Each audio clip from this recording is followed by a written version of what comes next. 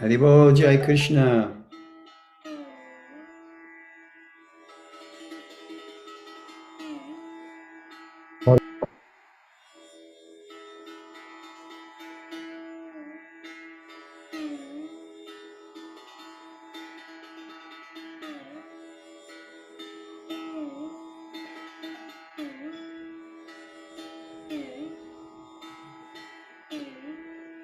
Good evening and welcome to Gita Discussion with Lakshmi. We'll be continuing our discussion on chapter 14. Okay, I'm back. But before we do so,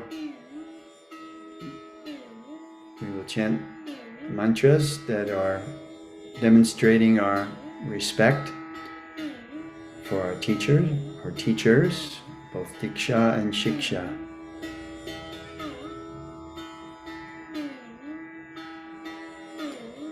Om Jnana Timarandasya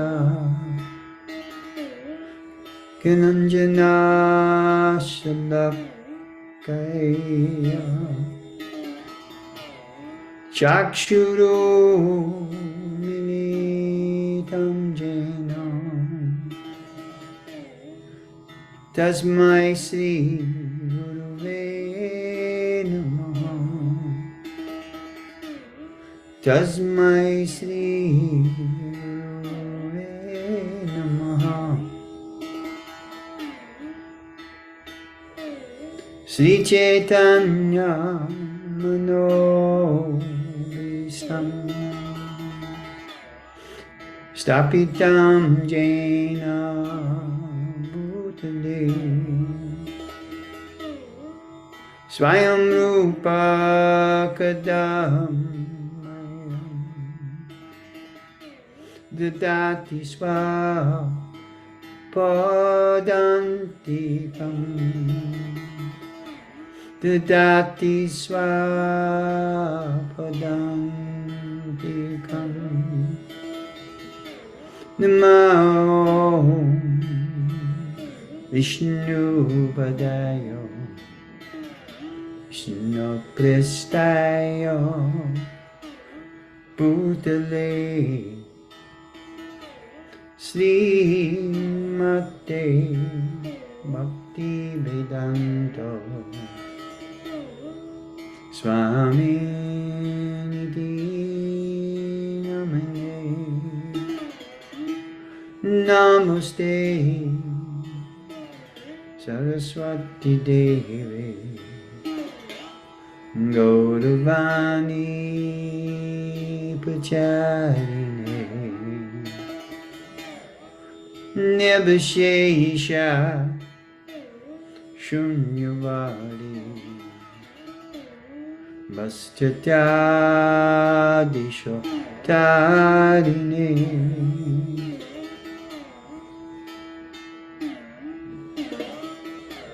Sri Krishna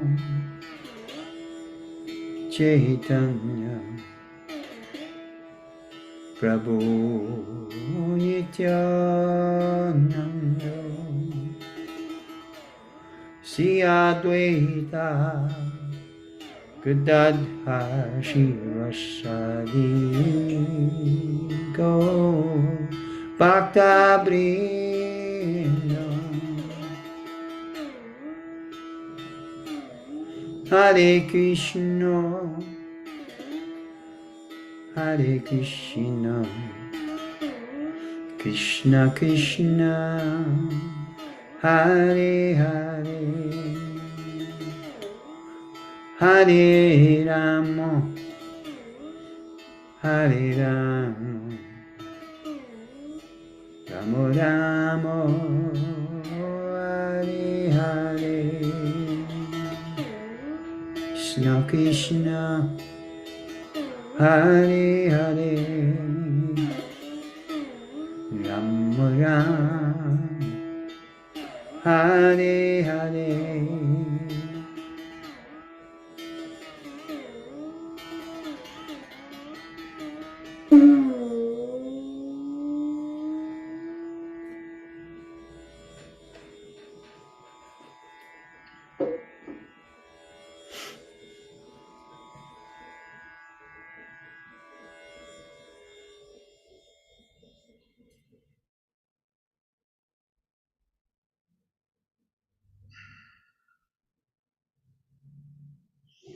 Okay, let us begin with text 11, verse 11, in chapter 14, entitled The Three Modes of Material Nature. The gunas. Gunas means the ropes that bind you, bind us. These next series of verses will be giving us an indication of how the gunas work, how they manifest rather, in action, in work, in various ways in our life to detect.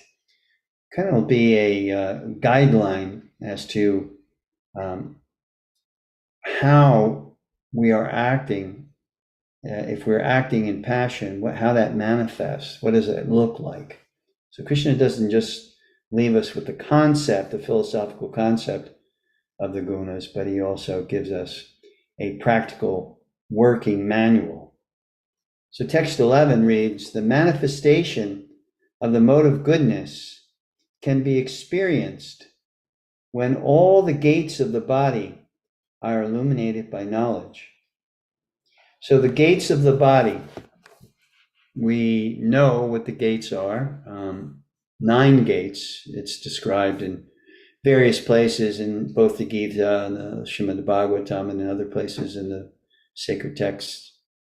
2 eyes, 2 nostrils, it's 4, mouth, 5, ears, 6, 7, the anus, 8, and the genital, 9. So these are considered the 9 gates of the body.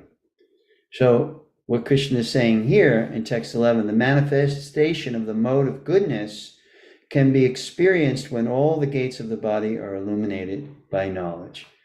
So what does illumination by knowledge mean in reference to the gates?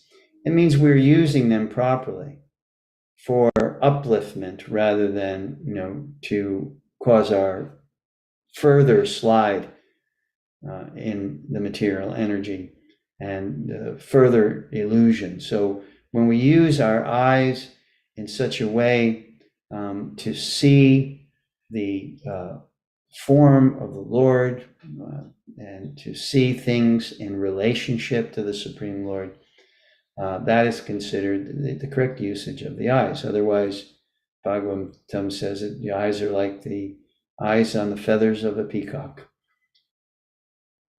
And then when we talk about our nostrils, smelling things, when it's illuminated with knowledge, that we know that fragrance comes from earth, and we know that, as Krishna says in the Bhagavad Gita, I am the source. This is my material energy. Earth, water, fire, air, ether, mind, intelligence, ego. So we see or smell things and when they're illuminated, we see the connection. So basically it's seeing, smelling, hearing, tasting, touching, the connection that we have with the Supreme Lord.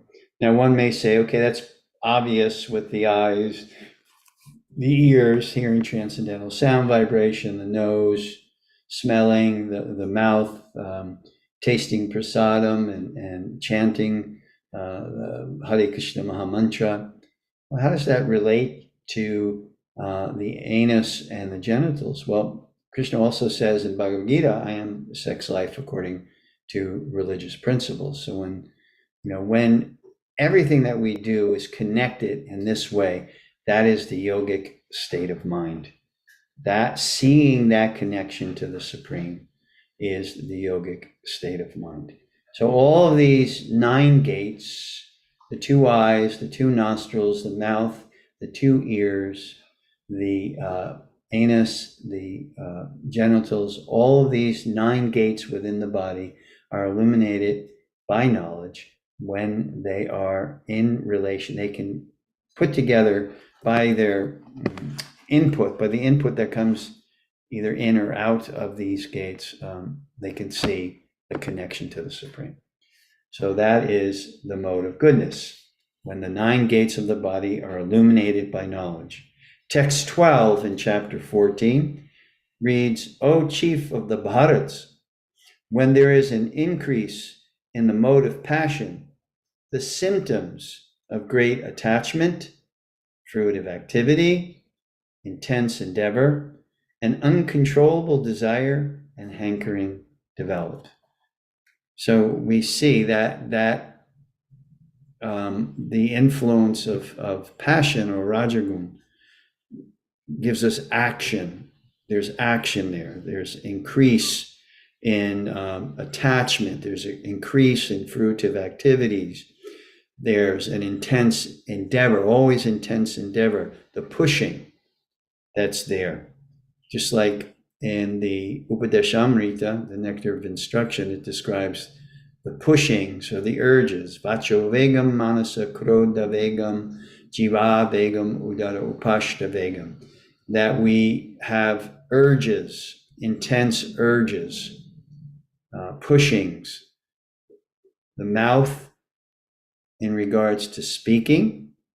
You see people who are vata imbalanced, means the air within their body is an imbalance. They have a tendency to speak and have a very difficult time controlling their speech. Okay? They just want to speak all the time.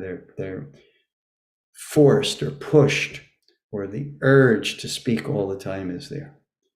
The urge to speak, the urge to taste. Now, both of these can be used, as we said, in an illuminated fashion when we use them in relationship to the Supreme. And that's in an illuminated fashion. But when they become out of control, we cannot control them, then they are influenced by passion, pushing. So mind is also subject to that pushing. The anger, various emotions, when anger is such a force, that's there pushing. And all of these things are there due to the pushing of passion. So what does Krishna say again? Increase in the mode of passion produces the symptoms of attachment, great attachment, not just attachment. Everybody has some degree or another of attachment. But when there's great attachment, inordinate amount of attachment, and this is the key in terms of balance. When we have balance in our life, that some things they're necessary to have some attachment to family. It's necessary, in order to want to endeavor to protect the family, to show affection to the family. There has to be some attachment there. But when there is great attachment, that becomes the sole and whole purpose of life. That is due to the influence of passion. So, intense endeavor, uncontrollable desires. We talk about desire, but when it's uncontrollable, we have all of these things are intrinsic to the conditioned soul, but when they get out of control, then the result of that, what is experienced because of uncontrollable desire, hankering, great attachment, etc., is misery, suffering. Text 13, when there is an increase in the mode of ignorance, O son of Kuru, darkness, inertia, madness, and illusion are manifested. Now, darkness is an interesting concept. We all have the dark side of the moon. And our nature, we have, it was to greater or lesser degrees, depending on conditioning, how we were raised, in what particular environment, etc. But there is, within us, there is a dark side. And those that are yogis know how to control the dark side of their attachments and their being.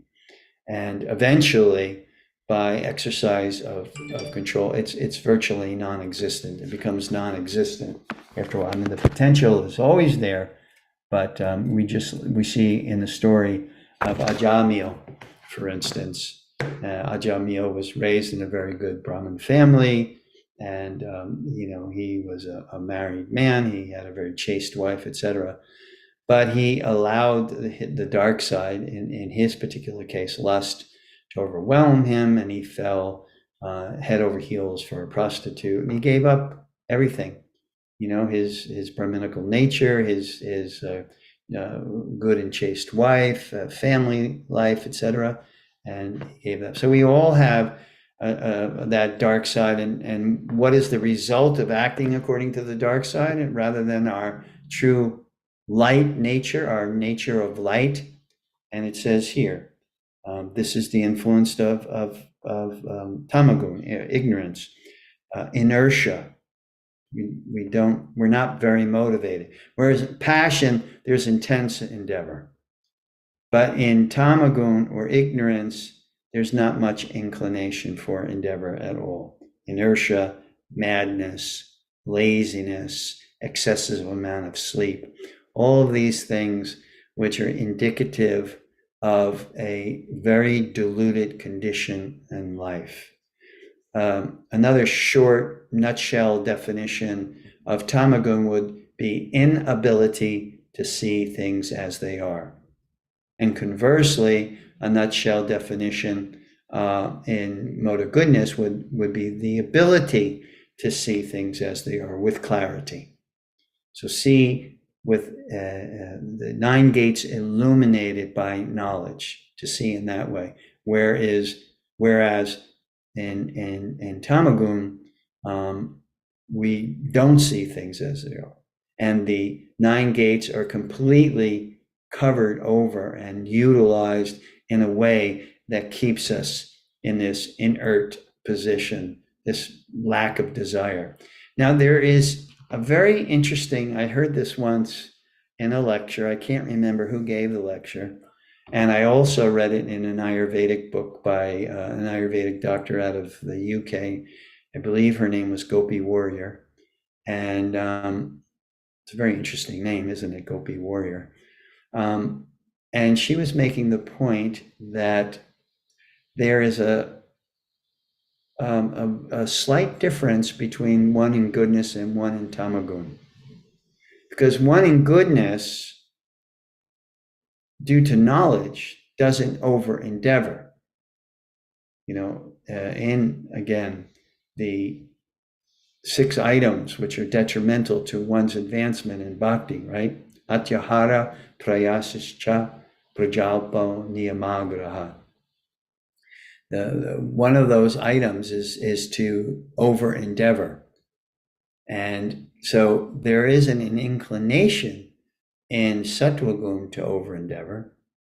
Because of knowledge, one acts more in a balanced way of life, keeping the proportions of spirituality and materiality in proper priority and proportion. But similarly, that person who is influenced predominantly by tamagun, or ignorance, doesn't have any motivation. Why? Because of the lack of knowledge. There's a lack of knowledge, and therefore they do not know how to act properly, or to act at all, or inclined to act at all.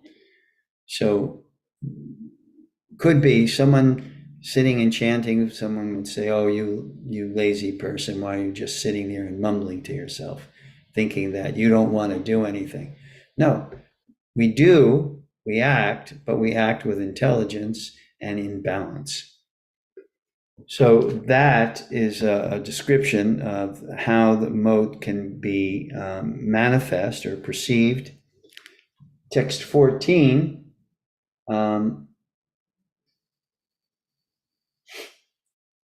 Good. By studying these 3 texts above, we get an idea which modes of nature are affecting us.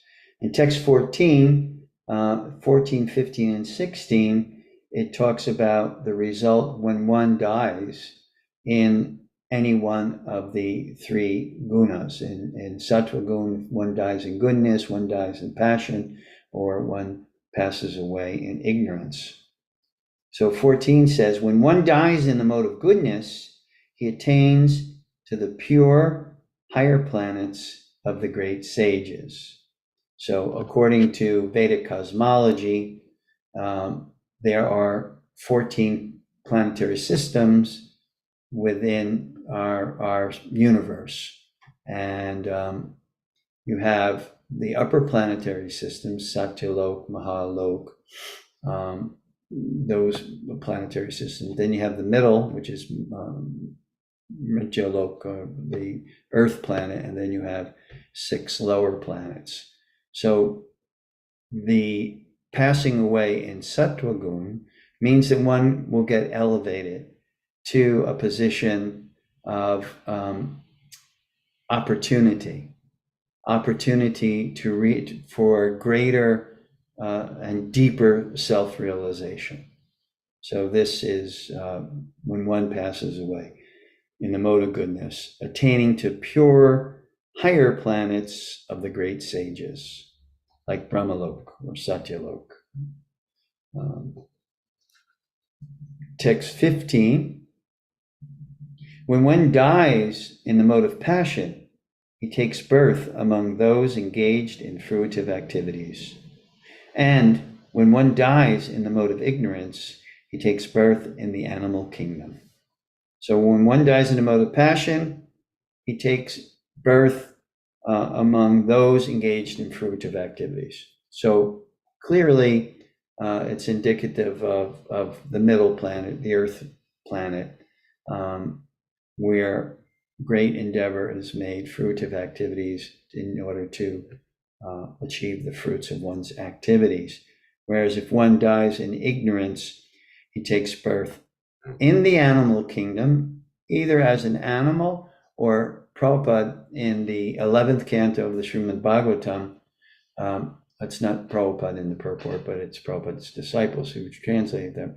It's stated there that animal also means, tamagun also is indicative of the animal consciousness, like human being has an animal consciousness. What is an animal mostly concerned about in life? Eating, sleeping, mating, and defending. You look at a dog, you observe the characteristics of a dog. What is a dog doing? Well, a dog is dog is actually fortunate in the sense that a dog can find a comfortable place to sleep anywhere. I have a dog here, and his name is Galactus. And you will see Galactus sleeping. He stays outside primarily, and you'll see him sleeping, at the where the door is, so he can greet you when you come outside. Or he has his own house that he goes into, like especially now, the weather is kind of bad here in Boca Raton, rainy and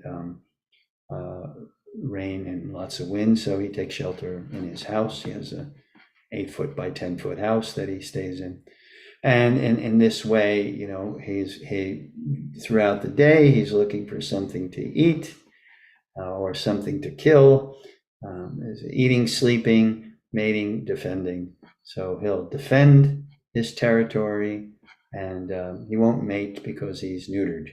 But in any case, the animal consciousness is solely and wholly concerned with eating, sleeping, mating, and defending. That is their life. So when one dies in this state of mind, the next birth is animal or animal-like consciousness. These next 3 verses are what it is like to act what it looks like to act in Sattvagun or goodness, Rajagun, passion, and Tamagun, ignorance.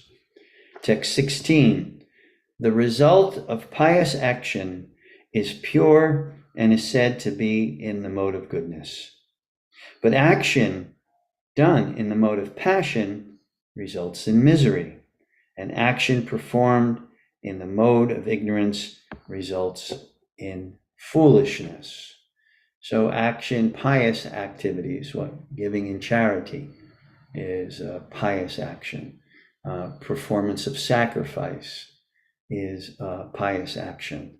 and all of these different types of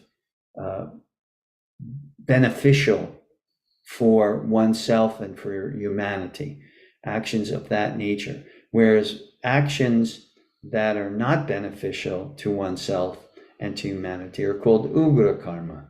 They are works, destructive, self-destructive and destructive works. So in passion, the result of action done in this particular way, great endeavor, always looking for the fruits of one's actions and trying to enjoy them. The results of that, as described here, is misery. It's not what one thinks, and that is the nature, again, of the influence of the modes of material nature, that we think one way. And in the Talmud, it says, we do not see things as they are, we see things as we are.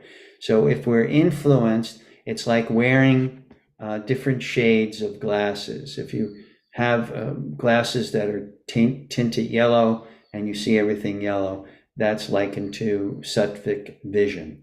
Or if you have glasses which are tinted red, then your perception, you see everything red.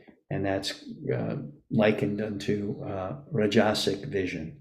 And if you have dark blue glasses, then that's likened to tamasic vision. So you see things in a particular way because of that influence that is there coming from the modes of material nature. So pious action, good action in goodness, this is pure. It lends itself to purity. The giving in charity to proper charity, performance of sacrifice, proper sacrifice, all of these things are there. And action done in the mode of passion, the result of that is distress or misery, and action performed in the mode of ignorance results in foolish behavior. Classic example, maybe you've seen a person who gets drunk. Now, intoxication, the taking of intoxication is considered tamasic action. So you see, if a person is drunk, he or she may be saying so many things or acting so foolishly, making a fool of oneself. And that is the influence. The influence of tamas or ignorance means that you can act in a foolish way and not be conscious of it at the time. You may be conscious of it the next morning, but at the time that you're doing it, you're not conscious. You're saying anything, you're loud and boisterous. And we've seen in our travels a person who may have a very timid personality. When they get intoxicated, all of a sudden they become another person. They become possessed by the spirit of the intoxication, and they act in a very foolish and embarrassing way. So this is the result. Pious action, purity. Rajasic action, misery. And tamasic, foolishness. So text 17 elaborates. From the mode of goodness, real knowledge develops. From the mode of passion, greed develops. And from the mode of ignorance, develop foolishness, madness, and illusion. So what is real knowledge? What is Krishna speaking about in terms of real knowledge here? What is he referring to? Anyone know? Shaktiman, what do you think Krishna is talking about when he says real knowledge? About the soul? Yeah. Real knowledge means understanding the distinction between matter and soul. And then greater levels, greater depths is the nature, the intrinsic dharma or sanatan dharma of the soul. What is the soul's action? Yeah, right. So real knowledge develops from the mode of passion, mode of goodness. The mode of passion, greed develops.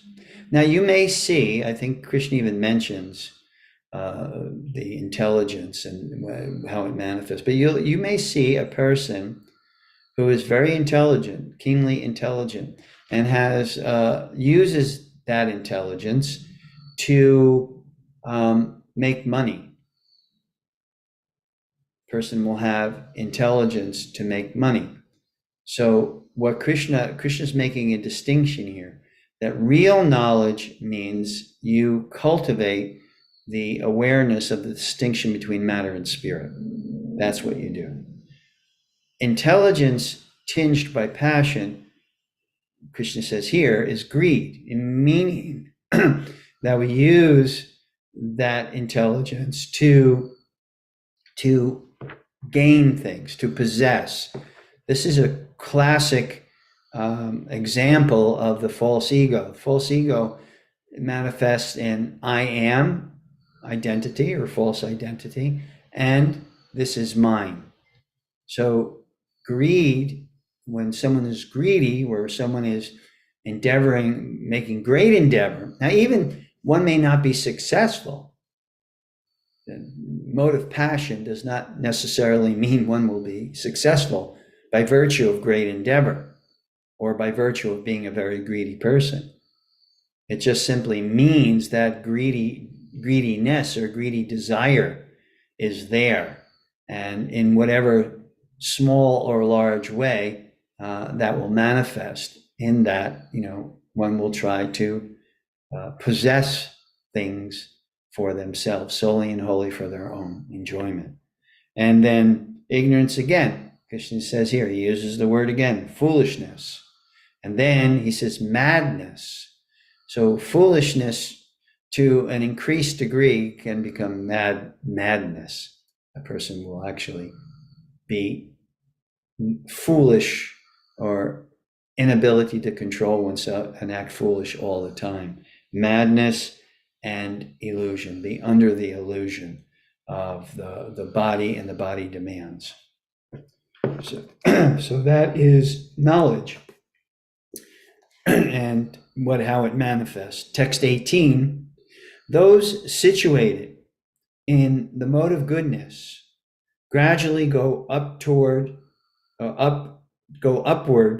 to the higher planets. Those in the mode of passion live on the earthly planets, and those in the abominable mode of ignorance go down to the hellish worlds. So it means mindset. Krishna talks about this in the 8th chapter of the Bhagavad Gita. What one is thinking about at the time of death, that is where they go. That's where they're projected to. That's where the trajectory leads them to a situation, a further sattvic situation, or it leads them back to this earthly plane and the desire for fruitive gain, or it leads one to the word that is translated here, abominable. The abominable mode of ignorance, they go down, they spiral downward to the hellish planets. Patala, Loka, Talatala, Rasatala, the different planetary systems where those of demoniac nature will live. And it's interesting to note, there was a great devotee, Vichari Paribasho, I think his name is. And he was cursed to go to the hellish planets. He was a great devotee, pure devotee. And, due to the foolishness of his neighbor Brahmin, he did something by accident and he was cursed to go to the hellish planets. So he went to the hellish planets. And what did he do there? He continued his sadhana. He continued his chanting. He continued reading of the sacred texts, etc. So even though he was placed in a location which was considered hellish and of a demoniac mentality, those that reside in that area, he was of pure consciousness, and he did not give up his what he did in terms of sadhana or practice in relationship to a spiritual dimension. So I mention this point because no matter where someone with a pure heart, a heart of love and devotion for the Supreme, no matter where they are, in what situation, they are able to continue their meditation, continue their focus, their connection with the Supreme, and never be deviated. That is called nishta. Nishta means, in Sanskrit, means fixed. So one who's fixed, convinced of the importance of sadhana, and are endowed with the realization that they are spiritual by nature, not material. They are fixed in a consciousness that they can continue under any and all circumstances.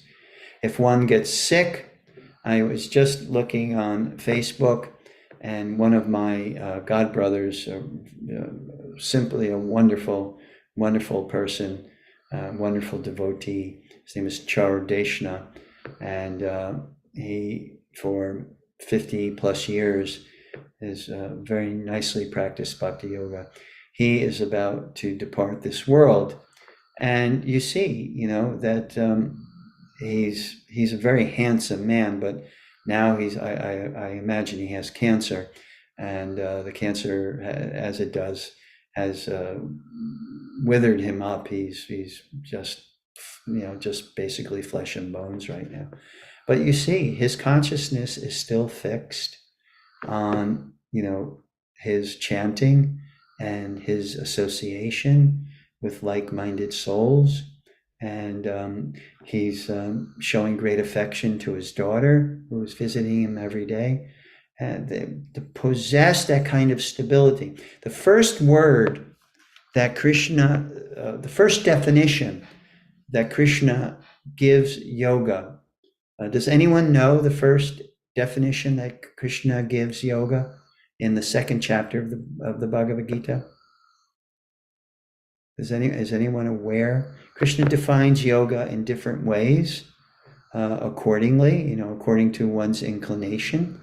But the very first definition, it's in the second chapter.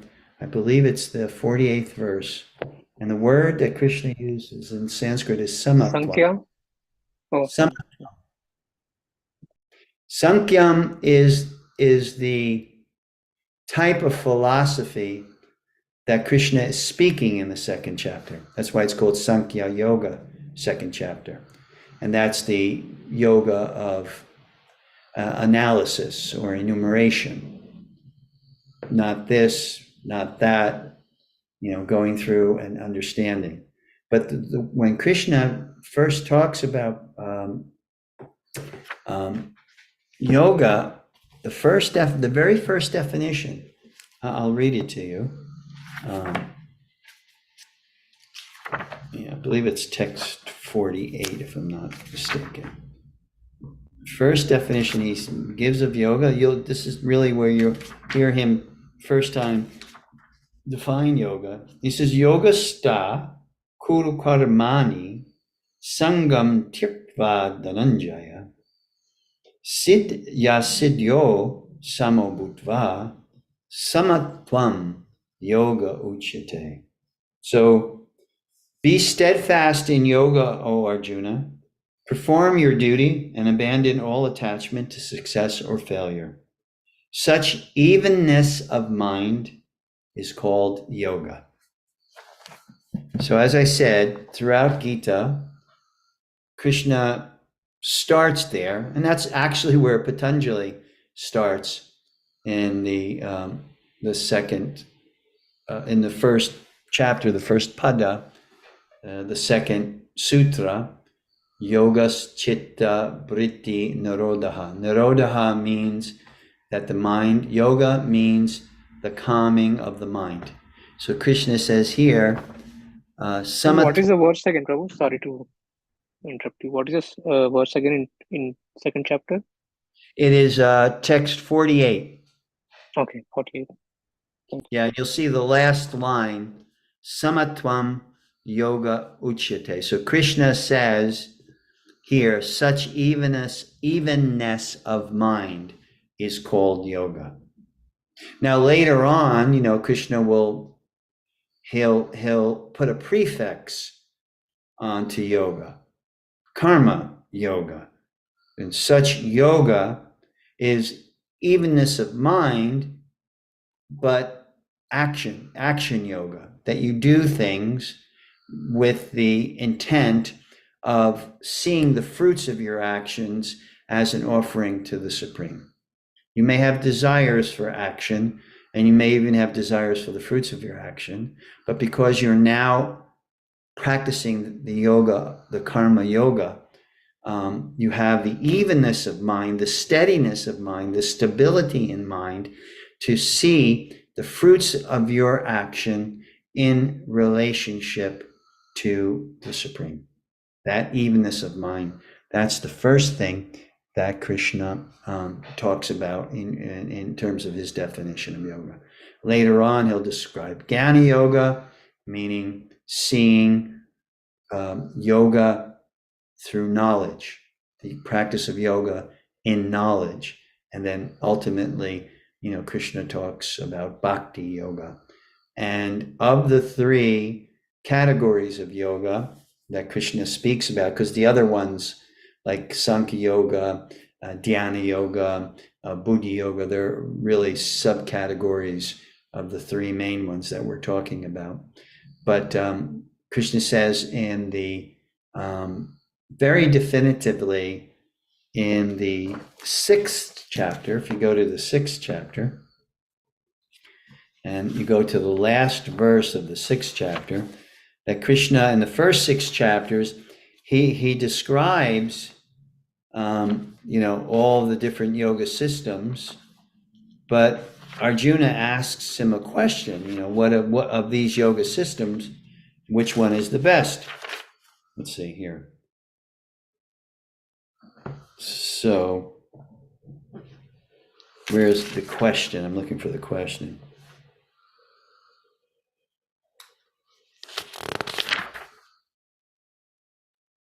Prabhu, can I ask a question? Go ahead, sure. So this samatvam which Krishna mentioned, so in which category it falls under? It's karma yoga or I think it's karma yoga. Actually, it's in any and all yoga. Every yoga system, you must be samatvam. Mm-hmm. You must have an evenness of mind. Okay, so whichever yoga we are following, that's the main thing that we need to. That's like the necessary criteria Mm-hmm. to be practicing yoga. You must be must possess evenness, stability, steadiness. All these are synonyms in order to be practicing yoga. Just like Krishna says, you can't be a yogi unless you're in balance. Krishna's here defining yoga as samatvam. Patanjali, in his classic yoga text, Yoga Sutras, defines yoga as samatvam, basically, nirodha, but samatvam, nirodha, they're kind of synonyms also. That evenness, that steady, that stability, that peacefulness, that calmness, that has to be there. And if it's there, then you're actually practicing whatever yoga system that you are, adhering to, practicing. Without it, then, without that peaceful mind, then it's going to be very difficult to practice. So I can't find the question because there's a number of answers here. Oh, what is the destination of a man of faith who does not persevere, who in the beginning takes the process of self-realization, but who later desists due to worldly mindedness? That's not the question I'm looking for. But Arjuna asked the question, what is the topmost yoga system? And Krishna says, and if you ask any Sanskrit scholar, there's oftentimes when you get different translations, there's oftentimes a debate on how a Sanskrit word is translated. But most Sanskrit scholars that I have spoken to, they all agree with this definition. Yogi nam api sarvesham madgate nantaratmana. And of all yogis, he who always abides in me with great faith, worshiping me in transcendental loving service, is most intimately united with me in yoga and is considered the highest of all. So basically, he's describing bhakti. Why? Because Krishna says, the most intimate way, that means the closest that you can get to the absolute truth, the supreme God, the closest that you can get, most intimately united with the supreme, is through bhakti. So this is an important thing to note, at least from the perspective of the Bhagavad Gita, that this is what is being stated here. Those situated in the mode of goodness, I reread that one, that's 18, text 19. When one properly sees that in all activities no other performer is at work than these modes of nature, and he knows the Supreme Lord, who is transcendental to all these modes, he attains my spiritual nature. So you see, the purpose of understanding the modes of material nature is not only psychological, it's a good way to understand the psychology, but it is also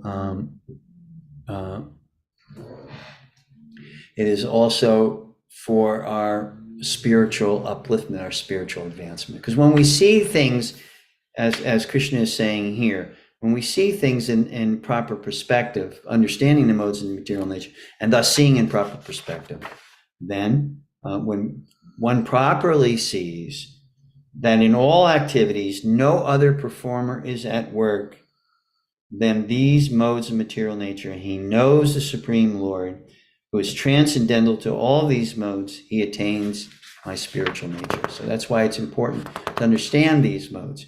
It's interesting from the psychological perspective. You may know someone and you may see their tendencies, or even if you want to do an assessment of yourself and you notice what your inclinations, what you're drawn to, etc., and why, then you can understand there may be a preponderance of passion, rajasic ness in you, and that may be the food you eat, the lifestyle that you live, the association that you keep, what you read or what you associate with, not only in terms of people, but what you associate with in terms of philosophical conceptions. All of these things have that influence on you, and thus, it behooves us to understand this principle and try to construct our life and create a lifestyle that will help us to develop a sattvic mind. One of the main principles of yoga is the cultivation of a sattvic mind. And you can't cultivate a sattvic mind unless you know what that looks like. What are you trying to cultivate? How are you trying to cultivate it? I picked this up, how we are influenced by the gunas. And it lists a certain, this is a list. This is, I believe, from the Bhagavatam.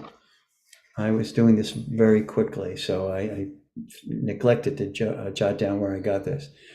But it says, Agama, which Shastras we hear. Now, if you have any experience in the yoga community and you go to a commercial yoga studio, you will see that there is not a lot of awareness of the mantras that you chant, etc., the books that you may refer to. There's many different things within yoga that are also influenced by the modes of material nature. For instance, if you're chanting mantras that are, the intention is to gain something, please give me a healthy body, a good-looking body, etc. Those are usually rajasic mantras, and usually there are various personalities that we direct rajasic mantras towards, that they are endowed with certain powers to reciprocate on that level. But the mantras, for instance, the Maha Mantra is, although it can bestow many things, the one thing that the Maha Mantra bestows above and beyond everything is pure purity and pure love for the Supreme Personality of Godhead, Bhagavan. So this chanting, agama means which shastra we hear will manifest or induce the presence of a certain mode of material nature. Apa, the type of food we eat and water we drink. These also influence us. In other words, if you eat hot, spicy food, that is rajasic. If you look in Bhagavad Gita, things, and even in Upadeshamrita, Nectar of Instruction, Prabhupada says eating too much of chilies and tamarind bring about rajasic tendencies. So that's why for instance, in Ayurveda, you don't get a lot of use of hot, like chili peppers and things like that. The better pepper to use is black pepper, because black pepper is very good for the brain. But an excess of chili, an excess of oil in your diet, these can cause, number one, distress, but also it has a tendency to invoke the rajasic nature within us. It is a rajasic influence that will be within us. So apaha means the type of water you drink and the type of food you eat. Water you drink, well, a lot of this water, tap water, is being chlorinated and fluoride and so many different chemicals in there, and that is not sattvic. So we need to find or have within our house a water of purity, and this also creates more of a sattvic mindset. Praja means, one definition is citizens or people, but it also means, in this regard, the type of association you keep. Birds of a feather flock together. So, if you keep a certain type of association, you will be influenced by that association, and you will bring in to your sphere of influence either rajasic or sattvic or tamasic tendencies, and based on the nature of your association. Desha means where we live. So if you live in New York City, you are bringing an abundance of rajas into your life. There's action all day and all night in New York City. Some people who live there and have lived there for periods of time, long periods of time, say, what I love about New York City is it's a city that never sleeps.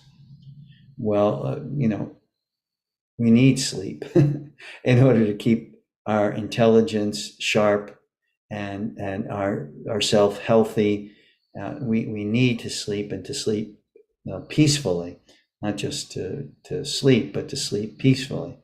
So, the desha, the place where you live, will bring into your sphere of influence a predominance of, like in New York City, a predominance of passion. And if you live in certain sections of New York City that are drug infested or otherwise, where the sinful activities are really, really prominent and strong, and you bring tamas or ignorance into your setting. So better that you choose a desha that is sattvic, living near the ocean, living in the mountains, living in or creating like an environment. I wouldn't necessarily say,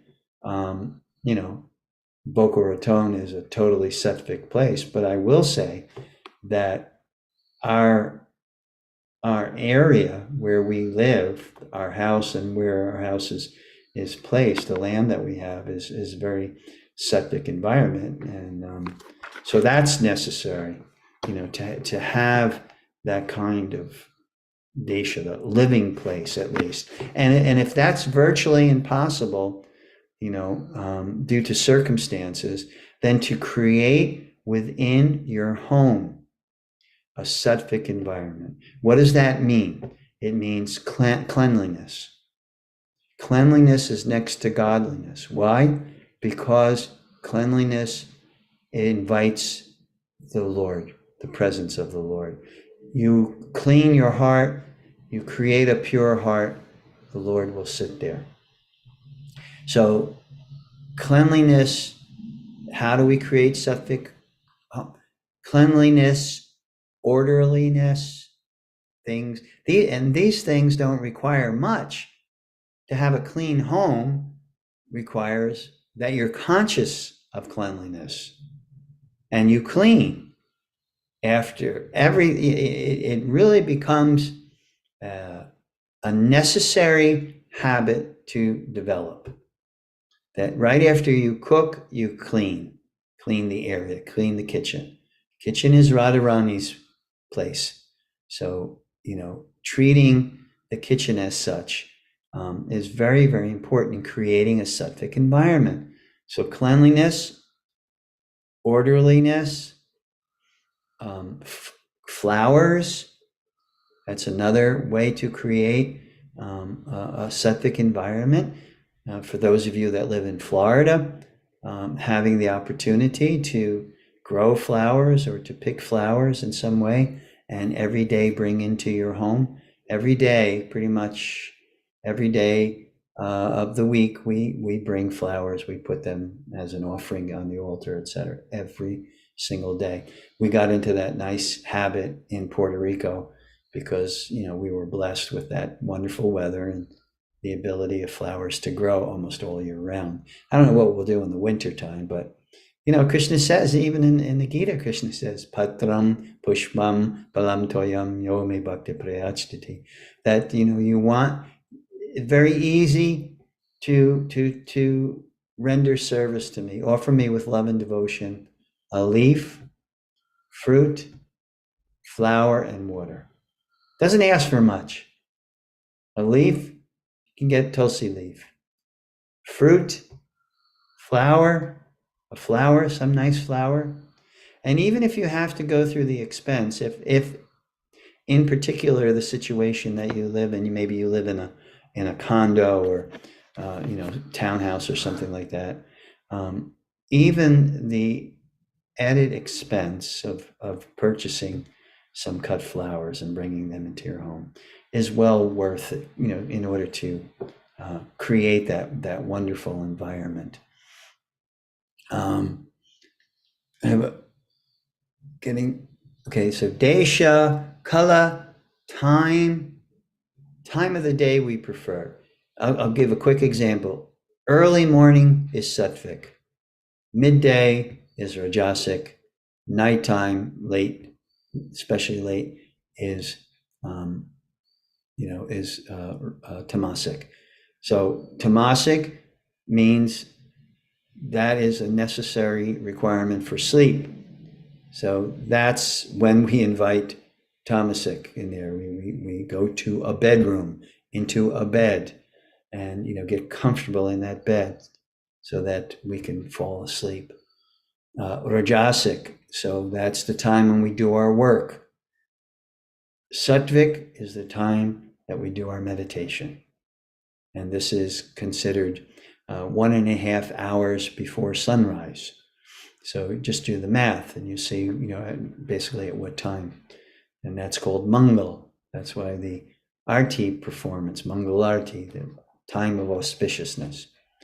So Kalat, the time, Karma, our actions, Janma, our conditioning from our birth. So actions, Krishna says that in the 4th chapter. Chaturvarnam maya shrishtam guna karma vibhagasaha. How you act and the qualities that you exhibit. That's determining the mode of material nature that is influencing you. So our conditioning, understanding how we were conditioned at birth, it sometimes is a painful thing to realize, that your conditioning from the time you were born, in childhood was a tamasic conditioning or a rajasic conditioning, heavily so. I certainly had to, grapple with that notion that my upbringing in this particular culture was a tamasic, rajasic upbringing, and that conditioning is very strong. And the only thing that is able to counteract that conditioned state is the performance of sadhana and the purification of the heart. And dhyana in this regard, dhyana means meditation, but in this regard means our thoughts. We have to take inventory of our thoughts. It doesn't mean that some negative thought or some lusty thought or greedy thought will come into the mind, but it means that you take inventory of that. Whenever I'm assailed by a rajasic or a tamasic thought, I try to note that right away and to deal with it right away. My method of dealing with it is the Mahamantra, immediately invoking the Mahamantra to counteract the effects or the influence of tama or rajas that is creating these thoughts. And mantras, make sure the mantra that you chant is a mantra which elicits purity of the heart and not just me, I want this, I want that. I remember when I was on my path initially in college, 1970, when I really started in earnest looking for a spiritual path, I won't say what institute it was, but I went to this one group and they were chanting a mantra, and the lady up there was saying, and this mantra will give you anything that you desire, your money, the person that you want, anything that you desire. And I was thinking, well, that's exactly what I don't want. I don't want more desires. I got enough. I want to be able to be purified of my desires. So that's mantra means the mantra that you are attracted to. What is the goal of that mantra? Where is that mantra going to bring you? So, okay, I've gone over by a couple of minutes. If anyone has any question or comment they'd like to make, please feel free to do so. We'll continue with the 14th chapter. There's not many verses in here, up to 27, so we're up to 20. So next class we'll finish chapter 14. So if anyone has any questions or comments or realizations or anything you'd like to share with the rest of us, please feel free to do so. Prabhu, I have a question. So when I was listening to Srila Prabhupada's lecture, he mentions that material nature gives the bodies according to our desires, right? Mm-hmm. So, for example, he gives that a suit that we wear, it is tailored according to our body. Right. So he mentions that the material nature gives his body tailored according to our desire. Right. So I'm just thinking, I think it's a foolish question, but I'm thinking, is he mentioning about the subtle body or it's a soul? Say that Um, again. Is it the subtle body? so the material nature which gives the body, is it tailored according to our subtle body or to our soul? Well, the subtle body is where the desires lie. Hmm. So, those give shape to the external gross body. Okay. So where the mind is at, that is Hmm. what, and also the actions that we've performed in previous lives. But Right. you'll see bodies that are, super rajasic, you know, Hmm. big and strong and these are natures, these are natures that we've earned, due to previous activities. Okay. These are our karmic Yeah. influences. Yeah. It makes And sense because a soul is just 1/10,000 part of the tip of the soul. So I was thinking it could be something else. It's not the soul. well, Soul. it's the body is reflective of the desires, the facility that we want. Mhm. Yeah. The body is facilitating our desires. So that is why we're getting the particular bodies that we're getting, that karmic influence, that which is facilitating our desires. Yeah. So I'm just I'm getting so many questions now. Like when I'm thinking about the soul, in Bhagavad Gita, it said one um, tip of the 10,000 part of the hair, right? But Hmm. in the spiritual world, how our spiritual body will be? Is it like small or is it big? So I'm getting all these questions. Well, our spiritual body is a whole other story. That's the Mm, manifestation of our prema. mm, The manifestation of our prema is because we'll get a body by which we can lovingly serve Krishna, in one of the rasas, in one of the primary rasas.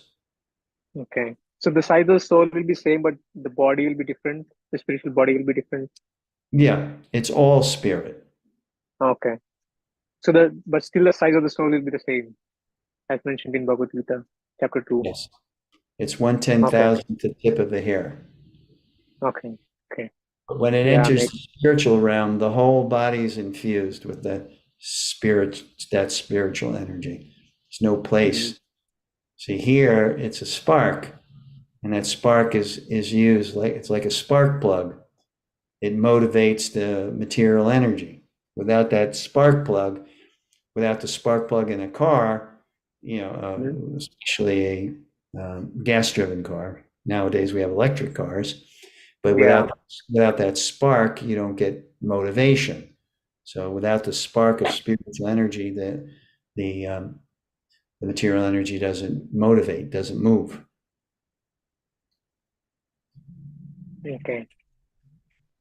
All righty. So Well, the thank you very yeah, much. so I'm sorry, just one Oh, sure. for Go my ahead. understanding.